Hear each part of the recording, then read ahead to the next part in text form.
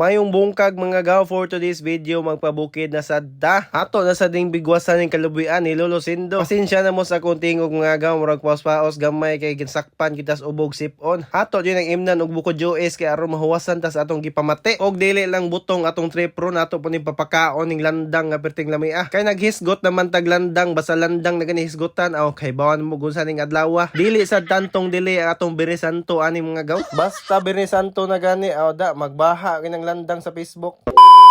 O bani ko ninyo mga gaw kay manuroy tayo dito sa asyenda ni Lolo Sindo. Kay manguha lagi tagbutong dito lamawon kay aron atong ipari sa atong landang unya. Og diring dapitay nahihinay ni migbiyahe padong sa asyenda ni Lolo Sindo. Og saway dugay-dugay naabot na ta sa iyang asyenda. Oh, modern ni ang view. Diri sa iyang yuta na daghang kalubian diri. Da mapulaan jud kagka og butong. Sobra kadakos yuta di gid nimo masuroy kutob maghapon. Amo pang gipangita ang badji nga punuan kay naa diha ang daghang bunga. Og manguha og butong mga gaw kanang yung badji pili kay nami da ko na kaayo. Og ang iyang sabaw kay makapaayo pa sa ubang mga sakit sama sa arthritis, rheuma, high blood o low blood, pangagod, gikagid ang kuko, sakit sa puson o gibitok ang ngala-ngala. Maoro gani solusyon mga gaw, hinom og usa ka butong, sureball mawa na. Ang unsa bay? Ang sakit dili ang nag-inom. Oy, simba ko mga gaw.